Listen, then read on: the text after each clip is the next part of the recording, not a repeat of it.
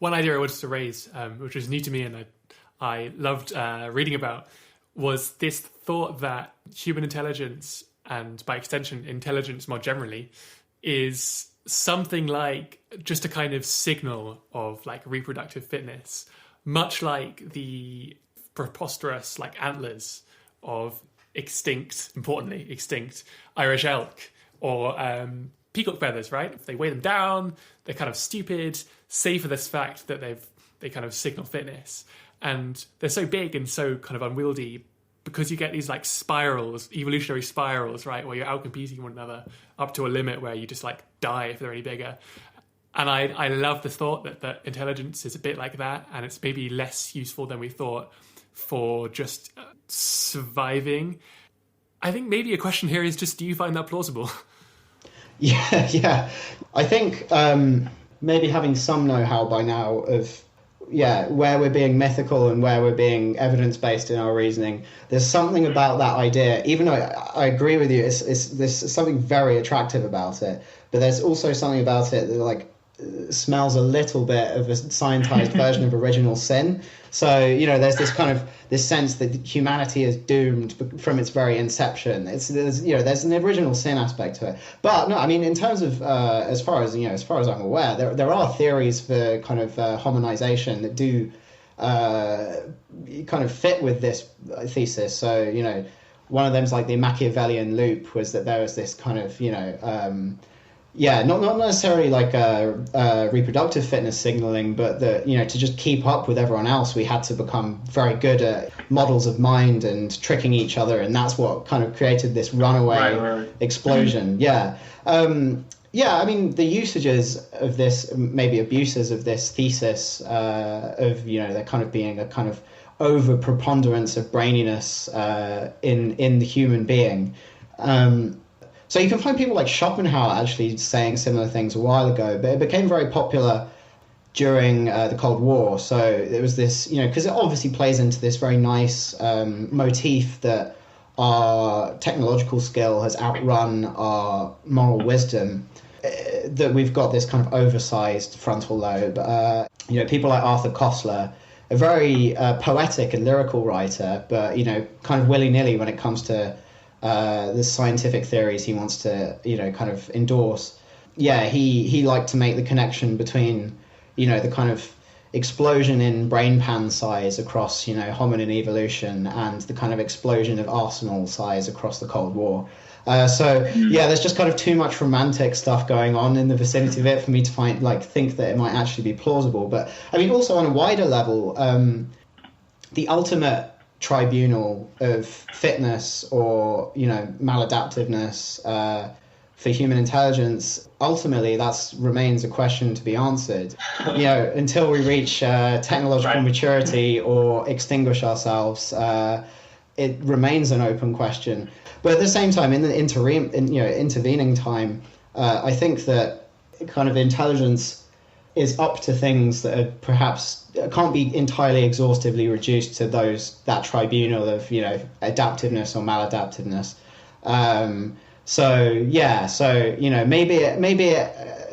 Maybe it will turn out to be maladaptive, but at least we can to do plenty of good and fun things in the intervening time.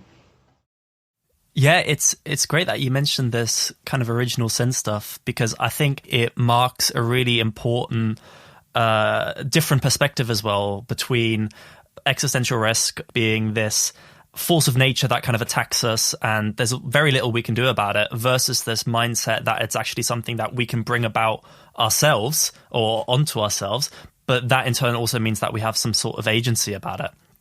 And you mentioned kind of the Cold War and stuff, and we'll get into that in a sec, but kind of sticking with the Victorian era as well, you do kind of see that pop up a little bit in these ideas of social Darwinism and I guess this classic like Victorian prudence as well around like morality and moral decadence and stuff. Can you talk a bit about that? Yeah. So, to go back to the Darwin stuff briefly, Darwin was always... he was somewhat disturbed by examples of animals that had become more adaptive by sacrificing complexity, because this doesn't chime well with the Panglossian view of evolution as this kind of upsurge towards the more complex, the better, the more wise, the more anthropoid.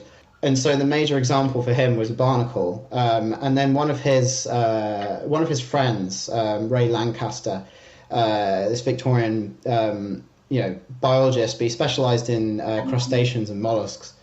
He wrote, I think it's the first book integrating Darwinism with parasitology, and his major example was this parasitic barnacle called the Sacculina, that, like most barnacles, begins life as this kind of differentiated being with a head and segments and legs, and when it reaches adulthood, when it attaches to the carapace of the crab that it's going to parasitize, it kind of transforms into a blob, basically, an undifferentiated blob. So it becomes very uncomplex.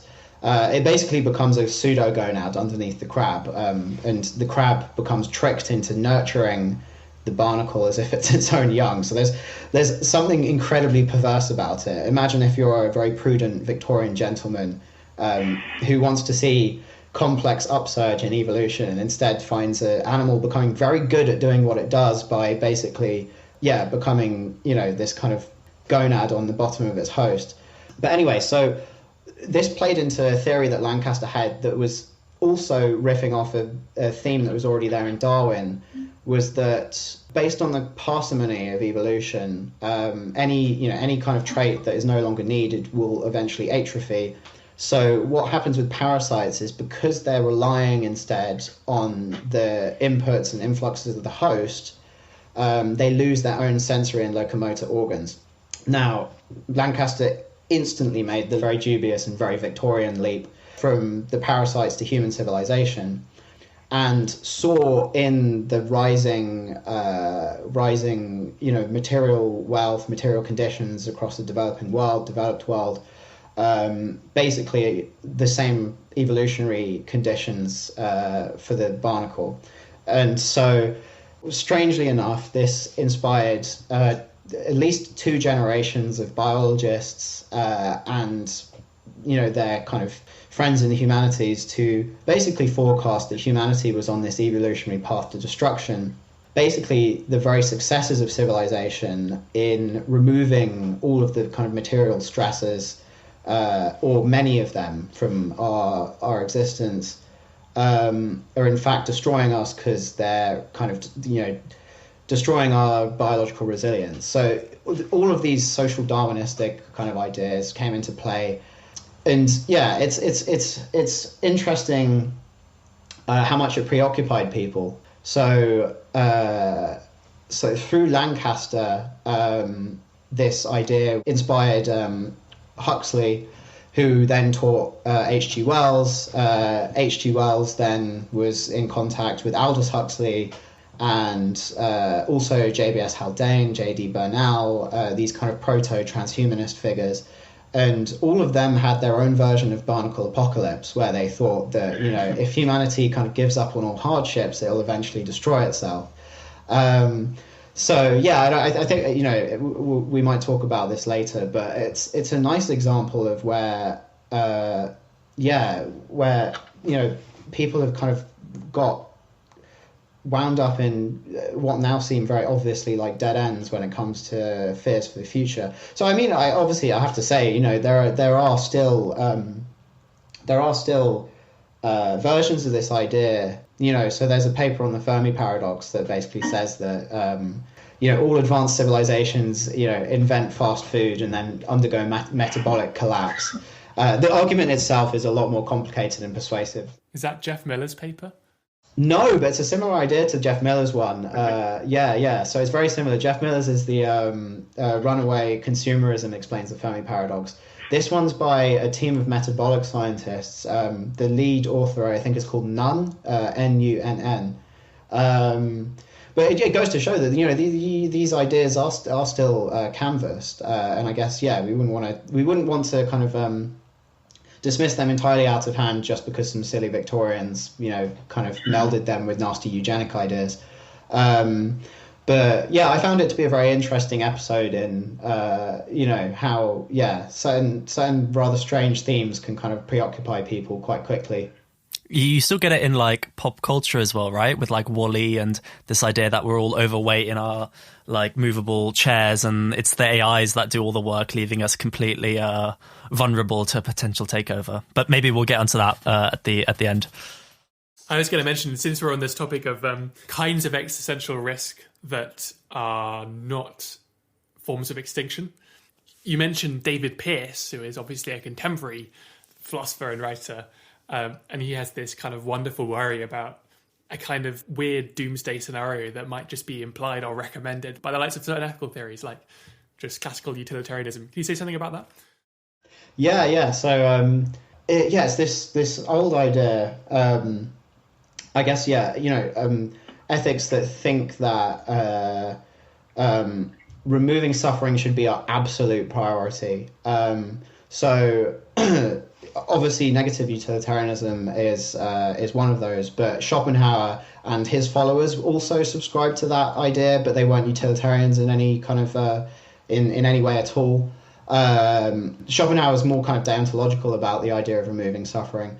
But yeah, it leads to this idea that, you'd want to kind of destroy sufferers, which is, really kind of shocking and radical idea. And Schopenhauer himself recommended this because he was probably the first antinatalist in the sense of extruding the actual conclusions of that to the extent of saying that it would cause human extinction.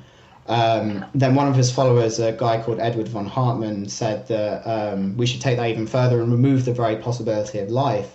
So then later on you get like these arguments against negative utilitarianism that, Roderick Ninian Smart, in response to Karl Popper, said that someone that holds to a negative utilitarian framework would have to basically press the button to destroy the world. So this has kind of been an argument to say that, such ethical outlooks are like non-starters. They're like philosophical non-starters because you'd have to do this atrocious thing. But then, David Pearce kind of has this comeback to that where, he says that the classical utilitarian is also, potentially going to be led into such troubling conclusions because, if they were given a button, they would kind of convert the entire universe, all the energy and matter into homogenized utilitarianism, then they would be obliged to do so. So it's a long running argument. I find it interesting. It's one of those examples where it's kind of only makes sense in like very academic settings to talk about these kind of things. David, on a serious note, David Pearce does make the very important comment that ethicists don't tend to talk to cosmologists and vice versa, but it might not be in cosmological timeframes. It might not be too long until those two things do impinge on each other. So we should probably figure out our ethics potentially quite quickly. But it's an interesting argument. Yeah, it definitely is. Okay, so jumping back on this kind of main thread of this story of thinking about existential risk, and I guess we're kind of moving into the 20th century now, and maybe the headline from the mid 20th century is the development of nuclear weapons, right? And with it, there's this kind of waking up to the possibility that humanity might be the source of its own existential catastrophe, right? Previously, we've been thinking about comets and we're thinking about natural forces, but here it's like very salient that we could just create something that ends up destroying us. But, I guess another thought is, well, there have been advances in weapons technology before, right? You get inventions of gunpowder and so on, and you get these kind of order of magnitude step-ups in the kind of power we have to wield over one another. What was special about developing nuclear weapons in particular with respect to this story? Yeah, that's a really good question. So what's interesting is that people do noticeably start thinking about anthropogenic extinction, omnicides, after World War One, and I think that might give a clue as to what then hammered that home with when we actually developed a kind of kill mechanism in World War Two. is just the fact that it was the first war that was at least conceptualized as being kind of global in scope. So you get people, yes, soon after World War One, kind of worrying about this, but in these very conjectural, speculative settings. Yeah, like before this, people had only really worried about natural causes. You can find, I mean, for example, Mary Shelley's like Last Man it's a pandemic that kills humanity, but she does make a point. She does make an interesting point in there that it's actually the advancement of global interchange of global networks that allows it. So in a sense, that's kind of like quasi-anthropogenic, but you wouldn't count it as, you know, this kind of technological risk in the sense that we normally talk about them.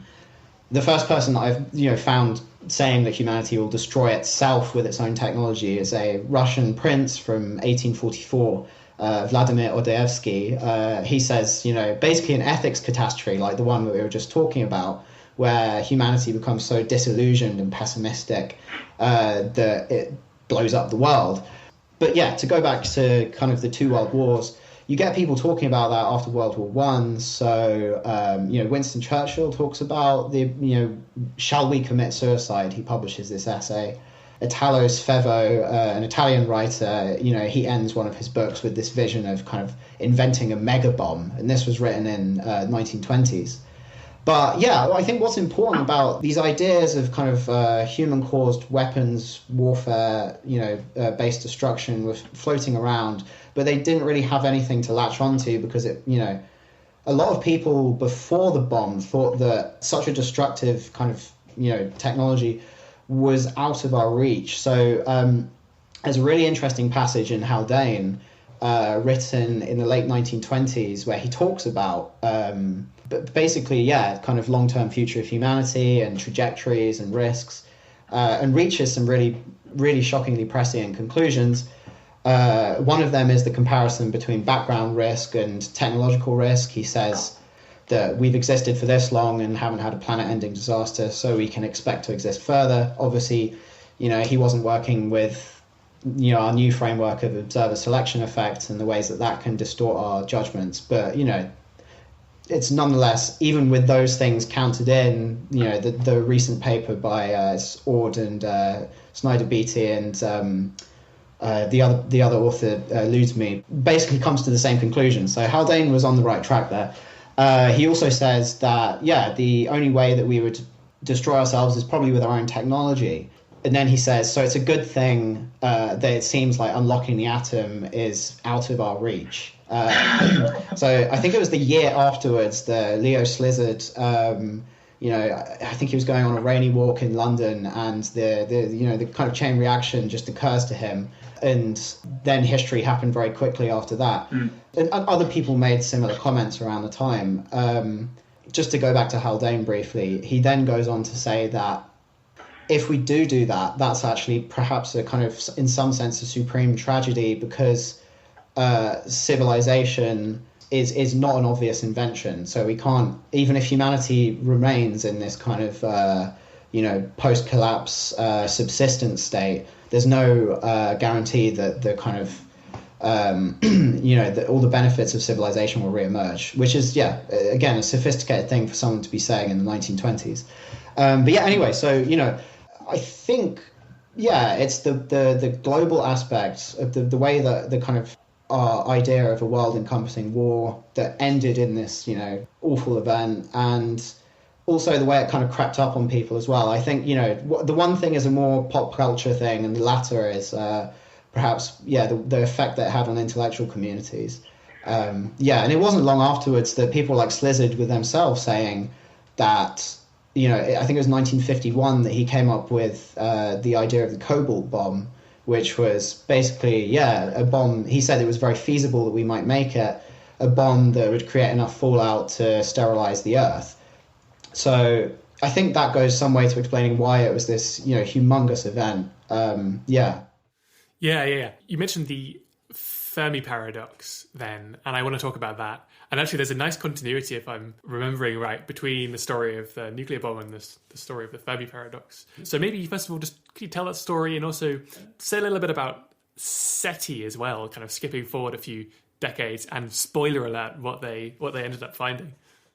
Yeah. So there is a very nice historical, kind of, I guess, resonance between these two kind of kind of otherwise separate things. So it was on the site of the Manhattan Project, Los Alamos. Fermi and Edward Teller and a few of the other kind of major architects of the nuclear age were walking to lunch, and Fermi, they were talking about this article in the newspaper where a bunch of waste paper bins had gone missing from New York, and one of the theses was that aliens had abducted the bins. And so there was a cartoon in I think it was the New York Times, depicting these aliens stealing our bin resources. And Teller, Fermi were talking about this, silly little cartoon. And Fermi apparently kind of blurted out the question, well, where is everyone then? So, yeah, there's a lot going into that question. So it's this, it's why haven't we seen evidence of extraterrestrial life anywhere, or extraterrestrial intelligence, but more so, why is it not already here? So, if intelligent life had kind of, gained a foothold beyond, kind of planetary confines, you can expect that it would spread. And so there was this, idea that if anyone had ever done that, we'd kind of see the evidence for it on our own, in our own kind of backyard. So the history of the Fermi Paradox is a really interesting one. So I believe when Fermi first asked that question, he was saying it in that context of why hasn't anyone arrived? And, it's later become intensified in loads of different ways. So it just circulated as this kind of, loose question idea throughout scientific communities in the 50s and 60s. So, for example, you can find a talk of Fred Hoyle, the British physicist, talking about it in 1964. He says the famous question, "Where is everyone?" asked by Edward Teller. So he attributed it wrongly. But you can see that the scientific community was talking about this at the time. And so in tandem with this, was the beginnings of SETI, the Search for Extraterrestrial Intelligence. So Frank Drake started, kickstarted it in a concerted sense with Project Ozma, which was basically the first search for radio signals. It was a green bank, and it was in 1960 or 1961, and at least amongst Drake and his colleagues, so Carl Sagan and a couple of other notable scientists, people thought that we'd switch our kind of radio telescopes on and unveil a noisy galaxy. So there was a high optimism about contact, at least in some circles. And they didn't discover anything. And then the Russians, the Soviets started kind of pursuing similar projects. Still no sign of anything. So throughout the 60s, this kind of silence grew. From the very beginning, the Fermi lunch, where he had first asked the question, it does appear that the obvious answer under this kind of oppressive, ominous Cold War context that appeared to people was basically the bomb, was, the explanation that, kind of alien civilizations here, elsewhere, intelligent civilizations, here and elsewhere, reach this point of technical aptitude where they develop, nukes and then annihilate themselves eventually. So there are lots of reasons why this isn't a persuasive explanation, but this was the kind of one of the more popular and prominent ones throughout this period. Mm-hmm. So as SETI kind of continued to return nothing, the Fermi Paradox in the 70s started to be talked about as the Fermi Paradox. And in the Soviet context, they actually intensified it in a very interesting way with the work of Nikolai Kardashev and Joseph Shklovsky, these two very prominent Soviet astrophysicists, where basically they, it doesn't just have to be a question of why haven't the aliens arrived on Earth and left evidence of themselves. It's the question that we can't see anything anywhere. So, if it was the case that an intelligent life had kind of colonized and domesticated its galaxy, in another galaxy, we'd presumably be able to see that. So there's this question that you find in certain Soviet texts is, why don't we see any galaxies in the shape of platonic solids? Which I think is, it's a very interesting question. But the basic idea is that, if it is the case that intelligence anywhere has kind of gained a significant foothold within its cosmic environment, it would probably be very visible to us. So Shklovsky called this the lack of cosmic miracles. And so, it becomes quite ominous. And then as a final kind of episode in this story, during the 80s, Tipler and Hart both do these calculations on interstellar colonization, where previously the mood had been that this was probably, infeasible, physically impossible. This mood shifted a bit. People started to think it might be feasible. And Tipler and Hart both, did these kind of calculations to show how basically colonization of an entire galaxy could happen in basically a cosmologically very quick period of time. Which again intensifies the paradox because clearly no one has done that yet. So the way that this is fed into thinking about existential risk is an important one. So you get references to the Fermi Paradox in Bostrom's original paper on existential risk. Hanson's paper on the Great Filter is obviously engaging with it. It besides being, in my opinion, one of the most important questions, potentially, ever. It's also important because it's by stressing our potential loneliness, and we can talk about this more if you want. But by stressing that, it's kind of further intensified this sense of our potential responsibility as well.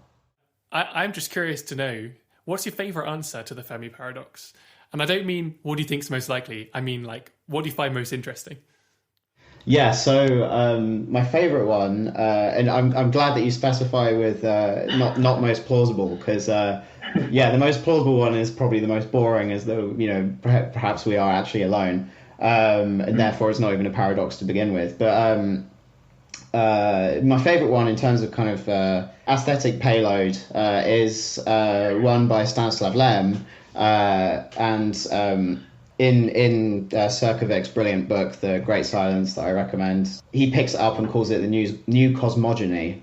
Basically, it's in this fantastic book of reviews of false books, of fictional books by Lem, and it's this kind of address given by this fictional scientist who has kind of revolutionized our view of the universe. And his theory is an explanation to the Fermi Paradox, basically starting off from the idea that intelligence is, in many ways, you can think of it as a kind of tendency to manipulate its environment. So as humanity has kind of spilled out over the planet, we've kind of manipulated our environment at more intensive and extensive scales. But we're already seeing the beginnings of this now, is that itself causes a kind of collapse between the artificial and the natural. So we talk about this when it comes to stuff like the Anthropocene and the technosphere, right, as this kind of hypothesized kind of new addition to the Earth system on top of the biosphere and the lithosphere. Which is the total quantity of artificial matter. And there's a paper, I think, quantifying it around 30 trillion tons. So it's, quite an impressive object. But basically that kind of collapses, the distinction between artificial and natural. And so Lem has this really interesting conjecture, and you can find it in a couple of other places in sci-fi and kind of future studies, is that, as an intelligence becomes more advanced, it becomes able to manipulate more and more. That distinction between artificial and natural collapses further and further, and at some point of advancement, an intelligence basically becomes indistinguishable from its environment because it controls it at such a fine-grained and extensive level that the environment is basically just the intelligence. So basically, Lem's kind of mouthpiece, this fictional scientist, hypothesizes that the universe that we live in is filled with these kind of vast, ancient super intelligences that basically what we observe as the laws of nature, the laws of physics, are the artifacts of these intelligences, and they're kind of almost like demiurges, and they interact with each other by kind of tweaking the laws of nature in certain directions. And so we can kind of see our own existence as caused by so it's, I don't know, I love these aspects of science fiction where kind of basically theistic ideas are kind of reintegrated through the back door in entirely physicalistic, naturalistic kind of outlooks. So Arthur C. Clarke is also a master of doing that. But this Lem story is absolutely fantastic. It's my favorite explanation to the Fermi Paradox. Yeah. So I guess this puts us at what is, quite a pessimistic end to this whole tale. So we talked before about how in the 17 and maybe even the 1800s, you had this cosmic nonchalance where we thought, well, at least life will somehow find a way. But then it seems, at least from the state where we are at now, this is not guaranteed. And you term it cosmic loneliness, which is what we're feeling now. And that makes us think, okay, well, is there any light at the end of the tunnel? How we think about how our understanding of X risks evolves in the future, and is there anything we can do about it? So I think just to close off this history, it'd be really nice if you could maybe talk a bit about these more optimistic plans for some of these massive engineering projects that you talked about, and inspire a bit of hope into us about how we might invent our way out of this. Yeah, definitely. So the cosmic loneliness, it's troubling, and ever since, even prior to SETI, funnily enough, in the 1950s, there are people beginning to be like, oh, we are quite lonely in the universe. So there has been this growing sense of potential cosmic loneliness for a while now. And yes, of course, it's troubling, but it's only kind of troubling in the sense that we feel cut off from this promised inheritance of living in this populous, noisy, value-laden galaxy.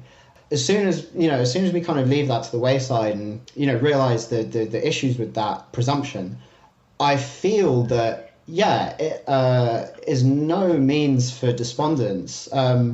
So there are a couple of reasons for this. So one is that the arguments coming from the Great Filter.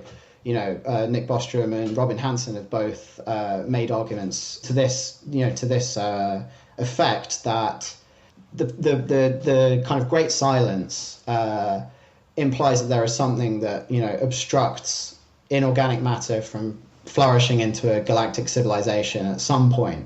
So it makes sense to kind of think that these might be these kind of major evolutionary or civilizational transitions. So then the question becomes: is it before us or is it ahead of us? So the more common life is in the universe, the more likely that for obvious reasons, the more likely that the Great Filter is ahead of us. So the idea of cosmic loneliness, the idea of the absence of signs of anything else, implies that maybe the Great Filter is behind us. So it's actually good news in that sense. So I'm sure we all know that argument, and I think it's a brilliant argument. But then another one is a sense of also cosmic significance. So Joseph Shklovsky is a good example here.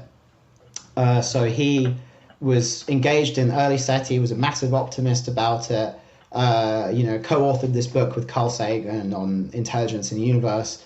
He thought that intelligence was rife throughout the cosmos. And then by the time of the 1980s, I think it was 1977, he gives this speech on cosmic loneliness. And says that he's completely changed his mind, given the lack of ready evidence, etc.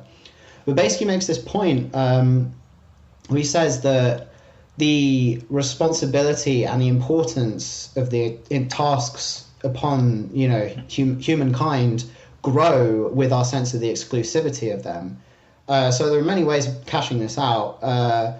One of them is, the potential for the massive consequences of our actions in the here and now. So if it is the case that most of the galaxy is kind of barren and sterile and not up to much in the sense of doing anything valuable, then we actually have the potential for a humongous impact. If these other systems were populated with civilizations going about their different kind of valuable pursuits, then that would be less so. So it gives this sense of our potential to actually have a massive impact upon, our kind of local vicinity, which I think, is a heavy duty, but it's also in a sense a positive one. So it links onto this, what I said a lot earlier on, is that kind of existential risk and the recognition of existential hope are kind of two sides of the same coin. Yeah, and I guess I think practical is kind of the wrong word when you talk about this kind of stuff, but when you talk about, okay, how can we avoid these X risks, and what kind of inventions or what kind of big picture plans might we have here? Today, when you think about X risks, you think about AI, you think about climate change, even in its worst cases. We have the ongoing COVID pandemic, which shows some real key vulnerabilities, right? Where would you look to the future to kind of think a bit about, let's say, if listeners want to do something about it, what are the key areas where you think more research is worthwhile? Well, I think any research to do with existential risk or mitigating that is we need to spend a lot more resources on that. And there are far better minds than mine to say how we should allocate those resources. But I also one thing I think is a good thing would be like education, a lot more education on these ideas, and communication, I guess, so that wider audiences would potentially become interested in them. That's one of the kind of goals of what writing history is, because a lot of people, for good reasons or unjust reasons, kind of take ideas seriously if they have a kind of edifying history behind them. So I thought I could make some small contribution in that sense.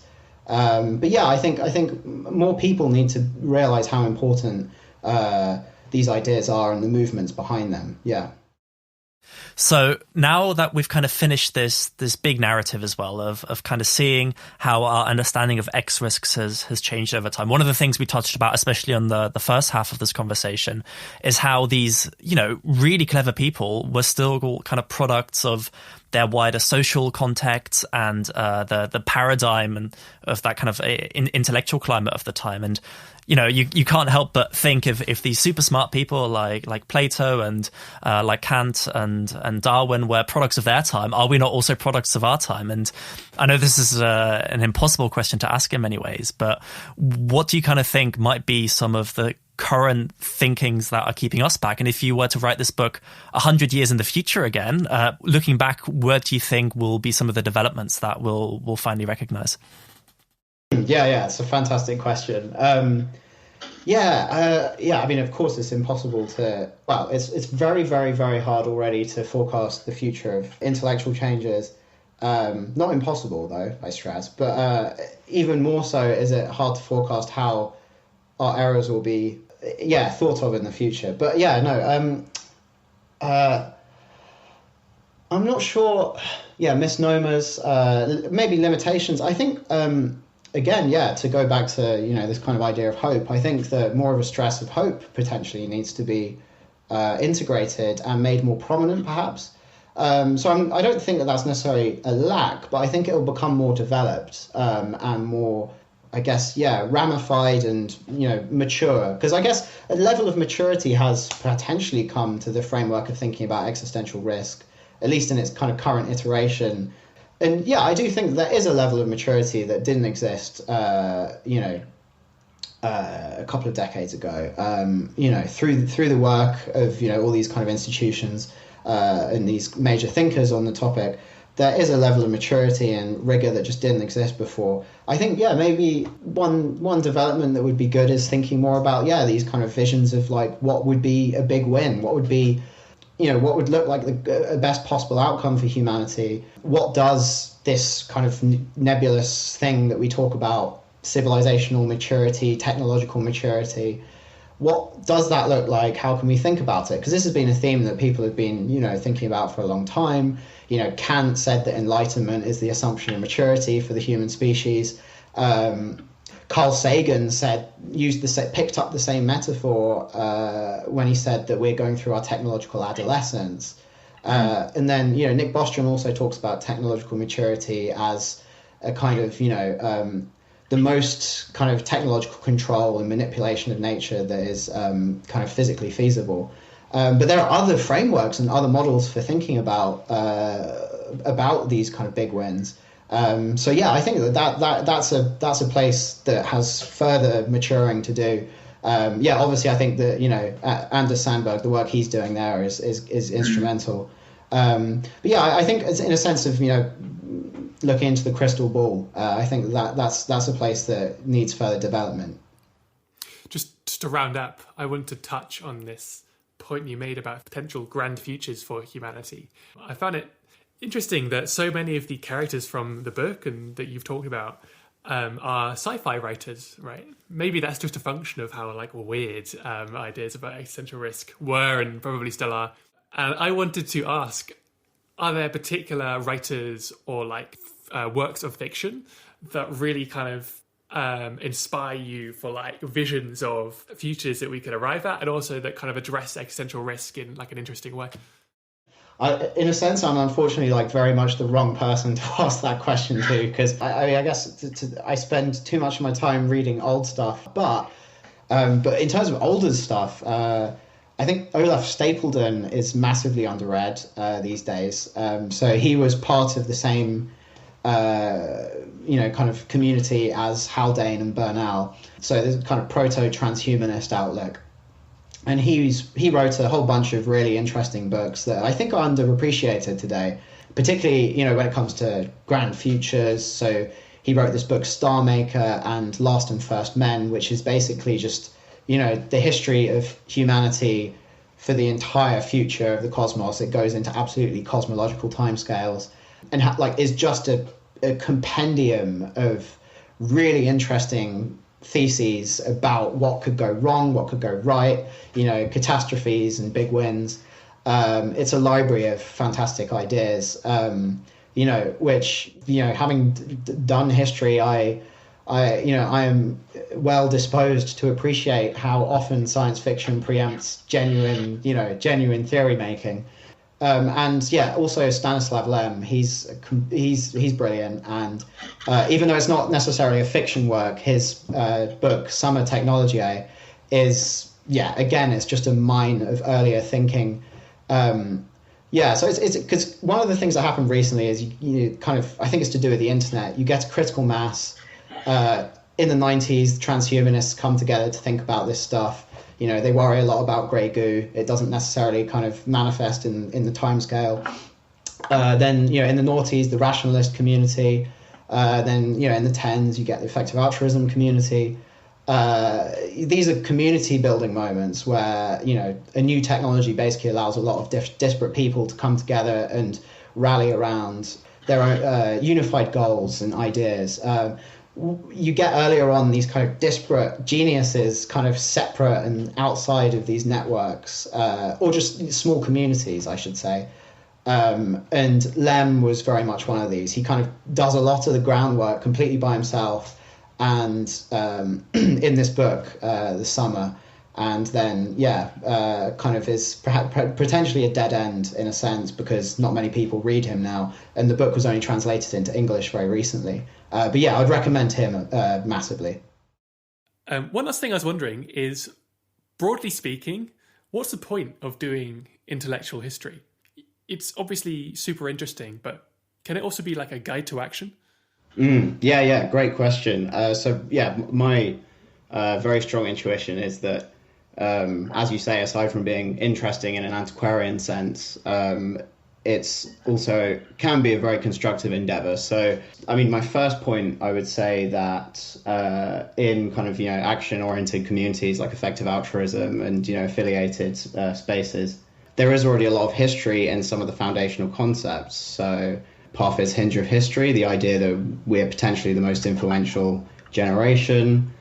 a lot of his other ideas. So one of his major motivations is this idea that we're at the very beginning of non-religious ethics.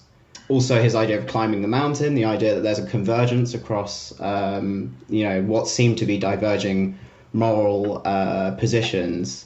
That implies some sense of historical progress. I mean, his idea that, there are kind of ethical facts out there, that implies that there is this progressive convergence, and that's something that could only happen, in history. So yeah, I mean, from my kind of ideas of the method and what can be achieved with intellectual history, I think there are two main approaches. There's critical and constructive. So the critical is ways of looking at the emergence and development of ideas to see where potentially irrational factors are still in play in our current usage of them. So basically a genetic account of the origin of our beliefs. So a good example of that is some work that I've been doing with Anders Sandberg on the history of the idea of wireheading. So yeah, it's a really fun history, but wireheading being the idea that, if we through technology get kind of direct access to the, quote unquote pleasure centers, reward systems of the brain, people would be kind of, basically motivationally short-circuited, so that they would, kind of pursue direct pleasure rather than any kind of more constructive pursuits. Which rests in these, experiments from the 1950s on rats that, pushed levers that would stimulate their septal areas. But what we found through looking at the history of the ideas of this is that all of the component ideas of the wirehead myth pre-existed any of that animal behavior stuff from the 50s. You can find it in so many different areas prior to any kind of empirical scientific evidence being put forward to support this myth. So, basically from there you can make the argument, I think, that, there are some mythical factors in play here. So perhaps pre-theoretical biases where basically the idea just kind of, resonates with some of our kind of aesthetic predilections. So that's the kind of critical way of doing it. On the constructive side, I think the history of ideas gives a sense of how far we've come. So, technologies are very tangible. You can look at a technology, a steam engine, a computer, and, see that this was something that didn't exist beforehand. With ideas, it's slightly less so, but in many ways, they're just as important and influential.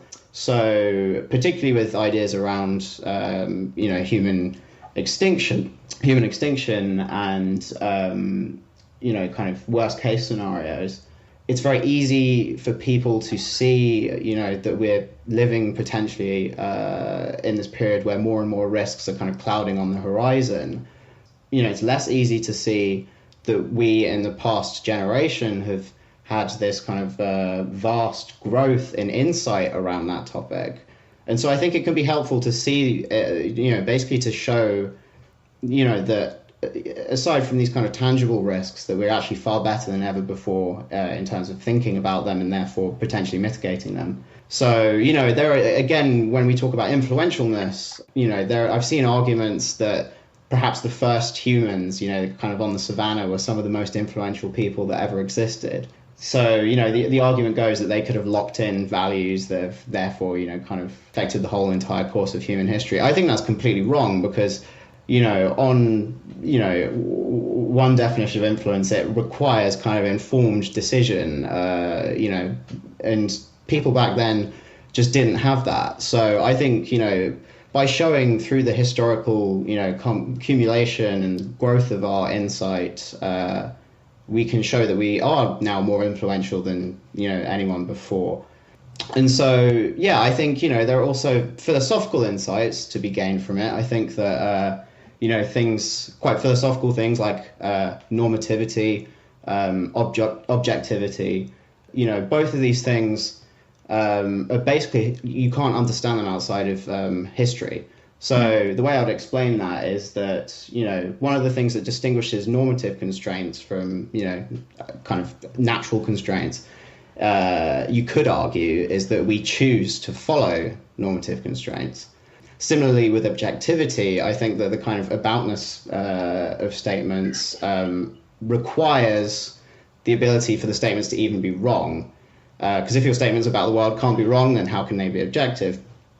So the arena within which statements are wrong or we institute and revise our norms is history. So I think you can't really talk about those things without some sense of the historical background, or at least that kind of novel insights can be built out of doing historical work. And then finally, kind of having said all that, how can it inform action? And to go back to this hinge of history idea, are we potentially, I don't like the kind of strongest version of it, that we are the most influential generation, but the kind of less strong version that we are potentially one of the most important. I think that one of the arguments against that is by William McCaskill. He calls it the Inductivist Argument. So if you look back in time, people have generally gradually become gained more and more insight, more kind of moral, moral progress has been this gradual thing that's happened across time. So you look to the past and then you induce forwards and you say, oh no, so the next generations will continue gradually to become more and more, steadily more and more endowed with insight. Therefore, perhaps it would be a better idea to, instead of spending resources now, save them for the future. So when I first encountered that argument, from my perspective, kind of looking at the way that ideas appear and grow and emerge, I was kind of struck by the simplicity of the gradual aspect of that, this idea that there's a very gradual, steady, cumulative, consistent, continuous growth. I think that's absolutely not the case. When it comes to important ideas in science and philosophy and ethics, they tend to have that gradual growth implicitly, but then there'll be this kind of quick phase where it'll suddenly become explicit. And then, there's a fast-paced movement where that kind of, the low-hanging fruit around the idea get picked. That area of knowledge reaches a level of maturity quite quickly. So, yeah, my sense is that I think there's a punctuated equilibria of insight rather than, this kind of gradualist idea. So I would, my sense is I would be very surprised if, keeping it to rather kind of near-term kind of statements, I'd be surprised if within a next generation or even two or maybe three, that we gain like a lot more insight in the vicinity of kind of particularly things like existential risk. Now, of course, I think that could be, I'm not saying that with much confidence. I'm saying that, I could very much be proven wrong there. But that's my sense from looking at the kind of growth and development of ideas. It's not particularly gradual in that kind of simplified way. That's a great answer. I like what you said about this bit in Parfit, where he says that he sees this kind of secular ethics that he's doing as something very new. And you hear this kind of pessimistic take, which is something like, well, look, it's well and good to do ethics, but people have been thinking and writing about ethical questions for like thousands of years, right? And it doesn't look like we've made a whole lot of progress, because you look around, you see that people are still disagreeing. And it takes doing history of ideas. It takes like really carefully looking back at the arguments that have gone before us to see, in this example, that maybe the methods those people were using are like importantly distinct from what people are doing now, which is this kind of secular, rational, or like critical approach to ethics. And that's like a really hopeful, encouraging conclusion, because it means that there is at least this kind of prospect for progress rather than this kind of hamster wheel of like dead ends. And yeah, again, it seems like you get that from doing intellectual history. So I like that thought. Yeah, so this is a kind of a new, area of research that I really want to kind of, invest in a lot now. I absolutely agree with you. Yeah, there's something very hopeful about that. And it's not surprising at all, right, that Parfit himself was kind of trained as a historian, then realized his calling was a philosopher, based on biographical quirks. But Yeah, I think that, it's from having a grounding in history that you can diffuse that pessimistic claim about moral progress. Yeah, and one thing that I really want to look at is, we have had this short period of time, and we can argue about when it began, that this kind of new approach to thinking through ethics has emerged. Perhaps we could trace it to the Enlightenment, perhaps later. But it'd be really interesting to see, and the methodology would be up for question, but it'd be really interesting to see if there has been any convergence upon maybe not issues of kind of meta ethics, but issues of actual like practical ethics. And the thing that leaps to mind is kind of animal issues. There seems to be there are voices across all kinds of different starting positions that seem to be kind of reaching some similar conclusions. So you've got Christine Korsgaard. She's a deontologist. She talks about how we need to kind of be better when it comes to animals. And then, of course, all of the voices from more utilitarian crowds saying similar things. I'd love to look further into that and see if there are actually ways of kind of testing the climbing the mountain hypothesis. Yeah.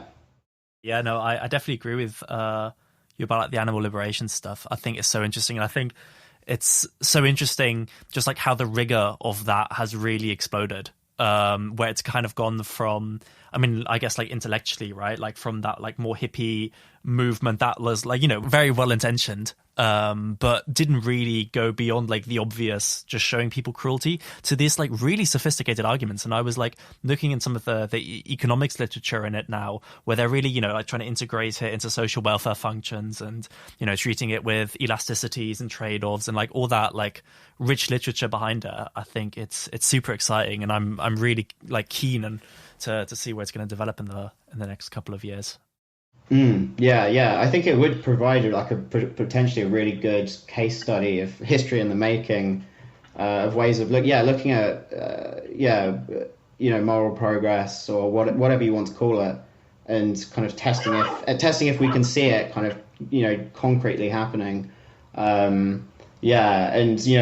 Talking about kind of wishy-washy precursors, it would be I'm interested in ways of taking that kind of idea away from its roots in Hegelian ideas of there being this kind of insuperable upsurge of progress, and seeing like can we actually can we treat this more in a perhaps I guess more rigorous and scientific way. And I think like you say, animal liberation is a really good potential case study for that.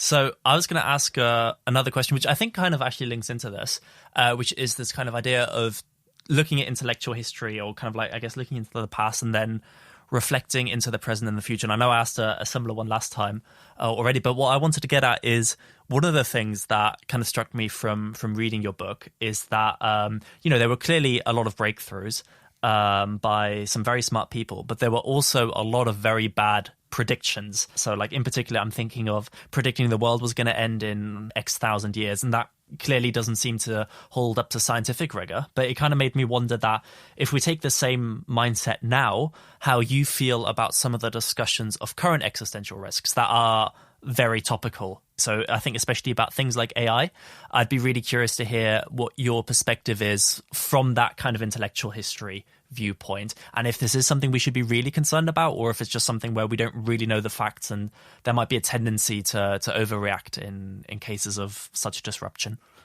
That's a fantastic question. So I think, again, this does kind of link into what we were just talking about, is there are like kind of critical and constructive phases of doing history.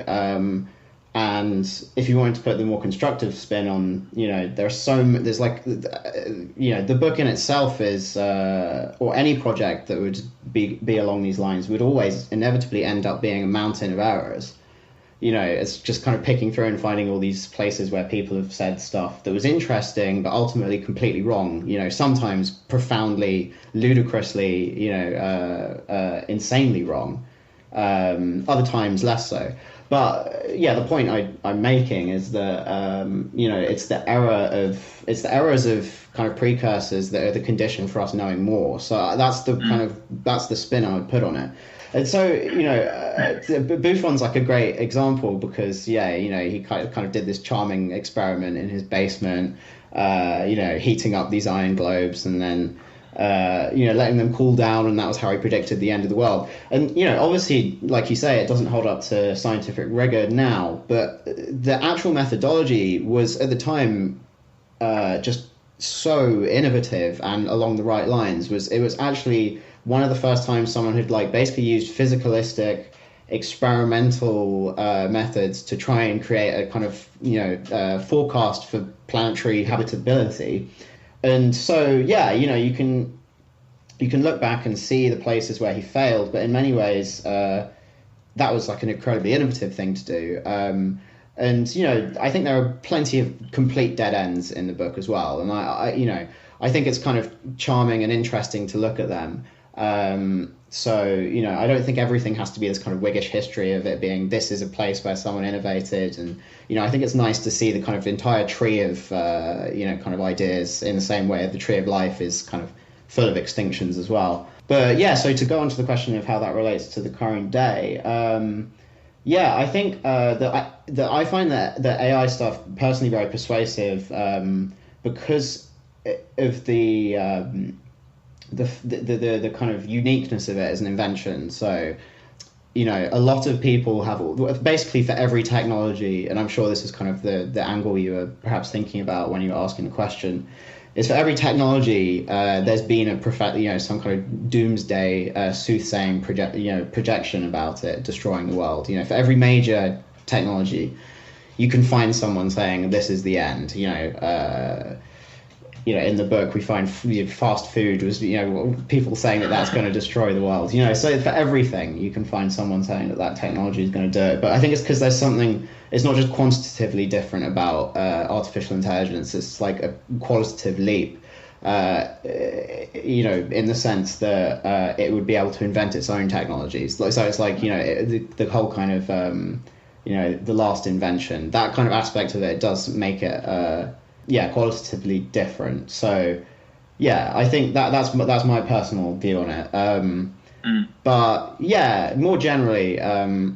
I think that doing a history and seeing how many times everyone was wrong, again, I think that's actually a hopeful thing. The fact that we can even be wrong in the first place means that we're a historical species that can correct itself and hopefully ultimately get better. So, I think that's how I'd answer that, yeah.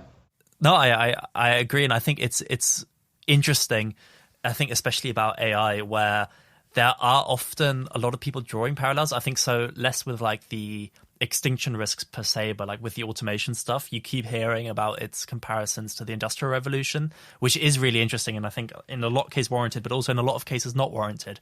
And I think more generally, it's interesting to see where we can learn from history and where we have to go, no, this is genuinely something new, and where we need to apply all our tools again.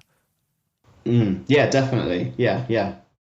That's fantastic. And we just have two last questions, quick fire ones, which we ask everyone.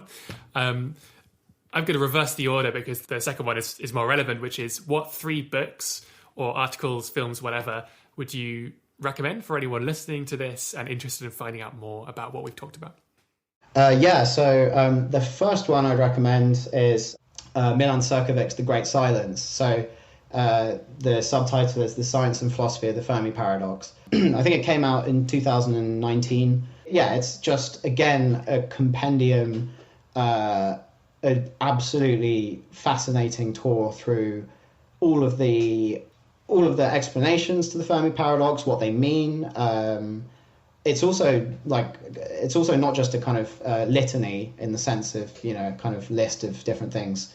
It's also kind of very systematic as well, and extrudes and extracts the really deep philosophical issues with it. So absolutely, it's one of my favorite books ever. So I'd highly recommend that. And for a second one, this is, if any listeners are kind of potentially interested in this idea that a lot of the ideas that we now take for granted are not just in kind of these thick ideas, like extinction, just, kind of quite simple ideas that we use every single day, like like modal logic, talking about possibility, and how those, like the ability to even kind of think about counterfactuals in the way we do didn't previously exist. Yeah, if anyone's kind of interested in that, and also just interested in the history of ideas and doing it rigorously, it's a book called Reforging the Great Chain of Being, Studies in the History of Modal Theories, edited by Simon Attila, and it's basically it's an edited volume. It's a tour through the principle of plenitude and its uses abuses throughout the history of philosophy. So quite technical, there's a lot of logic and stuff in it, but it's incredibly interesting seeing how these seemingly innocent ideas can just distort our entire world picture. And then for the third one, it's going to be J.D. Bernal's The World, the Flesh, and the Devil. It's aged because, writing about the future in the 1920s is, that's a long time ago. But it's aged in informative ways. And I think it's also just a really charming and brilliant book about thinking about the long-term future of humanity. It connects together thinking about risks and also thinking about grand futures. And it's just really well written as well. So I think as a sense that, the ideas that, people kind of who are interested in existential risk and kind of affecting the world in a positive way, just to show that those ideas are kind of rooted in this tradition. I think that that's a useful touchstone for that.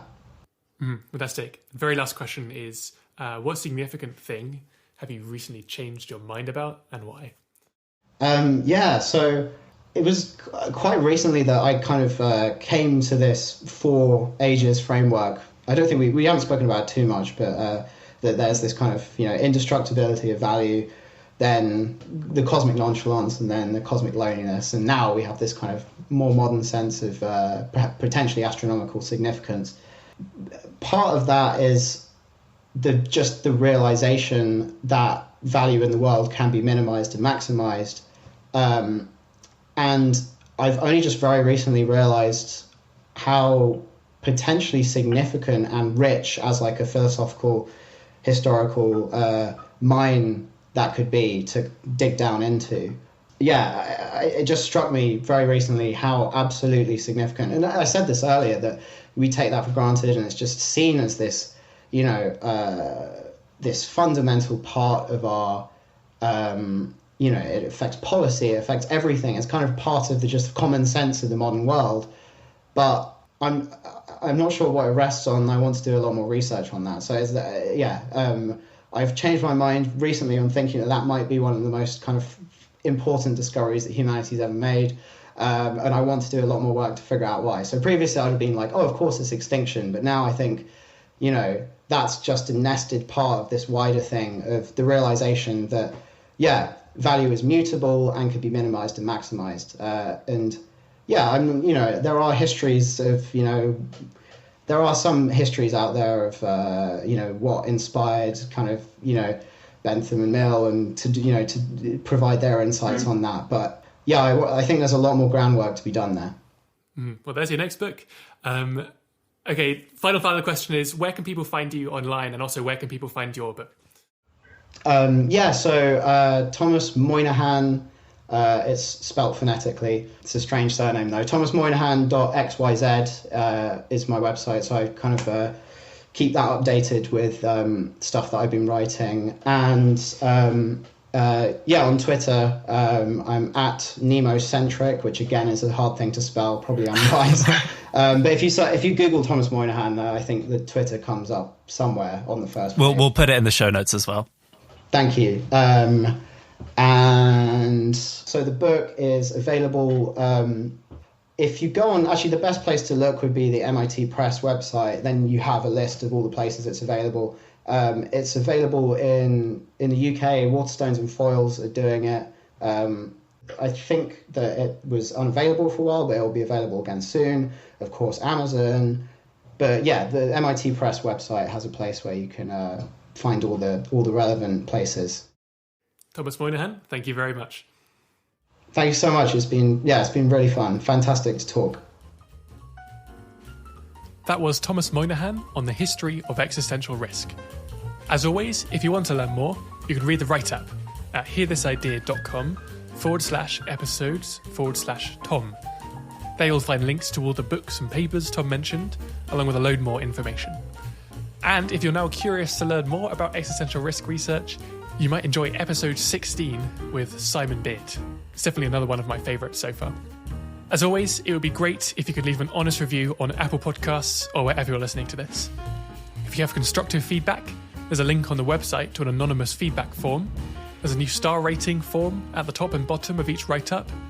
And you can send suggestions, questions, hate mail, and whatever else to feedback@hearthisidea.com. We'd love to hear from you. Finally, if you'd like to support the show more directly and help us to continue to pay for hosting, you can also leave a tip by following the link in the show notes. Thanks very much for listening.